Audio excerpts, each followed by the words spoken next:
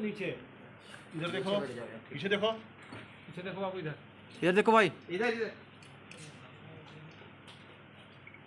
ये regular police weapon है, police से लूटा गया। इधर देखो, इधर देखिए।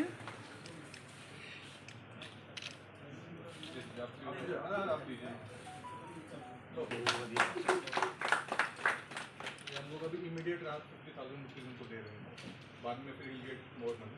थोड़ा सा इसको रखो बाबू, यहाँ पे पैसा ले लो।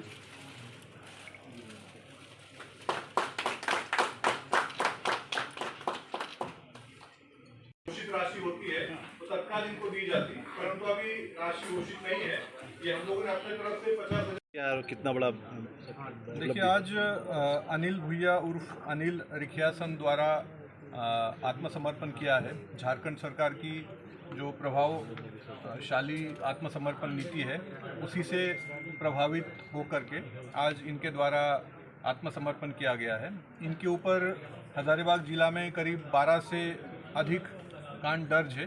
मुख्य रूप से हिंदगीर में जो 2017 में घटना हुई थी, जिसमें 7 टीपीसी के उग्रवादियों को मारा गया था, इस घटना में इनका मुख्य रूप से रोल रहा है। उन 7 टीपीसी के उग्रवादियों को मारने के बाद, हथियार लूटने के बाद इन्होंने जेजेएमपी संगठन का निर्माण हजारीबाग जिला में किया और उस संगठन के माध्यम से लेवी वसूलने का काम किया। बाद में जब जेजेएमपी संगठन भी यहाँ से ख़त्म हो गया, उसे खदेड़ा गया, तो इन्होंने 2019 में सीपीआई माओइस्ट पार्टी ज्वाइन की और करीब 3 साल सीपीआई माओइस्ट पार्टी के साथ चलने के बाद उन्हें एहसास हुआ कि सीपीआई माओइस्ट की जो नीति है वो दमनकारी है।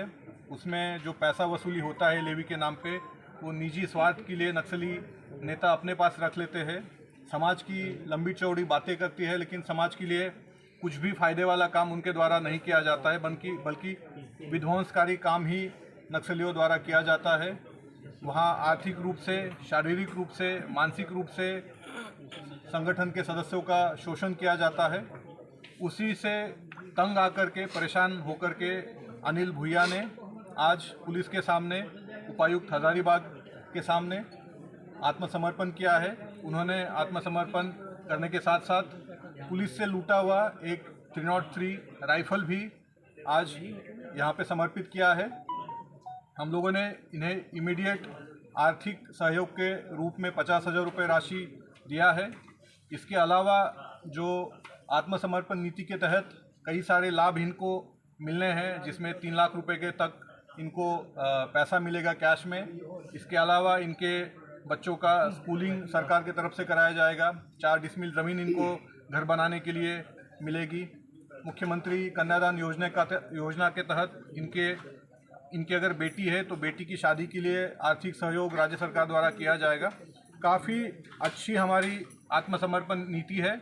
मैं अन्य सभी नक्सलियों को, जो भी स्प्लिंटर ग्रुप से टीपीसी हो, जेपीसी हो, जेजेएमपी हो या अन्य जितने भी इस तरह के संगठन हैं, पीएलएफआई हो, सबको मैं अपील करना चाहूँगा कि सरकार की ये जो पॉलिसी है इसका लाभ उठाए, सामने आकर के आत्मसमर्पण करें। नहीं तो पुलिस आपको ढूंढ करके या तो जेल भेजेगी, या अगर मुठभेड़ होती है तो फिर आपको पुलिस के गोली से मौत का भी सामना करना पड़ सकता है। तो बेहतर यही होगा कि मुख्यधारा में आप आए, समाज के विकास में आप अपना योगदान दे दें और जो सरकार कार्य कर रही है उसे आप सपोर्ट करें, ताकि झारखंड हम लोग विकास के पथ पर अग्रसर कर पाए। और मैं पुनः एक बार अनिल भुइया का यहाँ पे मुख्य धारा में स्वागत करता हूँ और अन्य सभी लोगों से अपील करता हूँ कि आप भी अनिल भुइया ने जो रास्ता अख्तियार किया है उसी रास्ते को आप भी अख्तियार करें। क्या आज हजारीबाग जिला अंतर्गत एक माओवादी है अनिल भुइया उर्फ अनिल रिखियासन, और आज इनके द्वारा यहाँ आत्मसमर्पण किया गया है। और हमारे सरकार की जो पुनर्वासन नीति है उसके अंतर्गत हम लोग आज उनका मेन स्ट्रीम में हम लोग स्वागत करते हैं।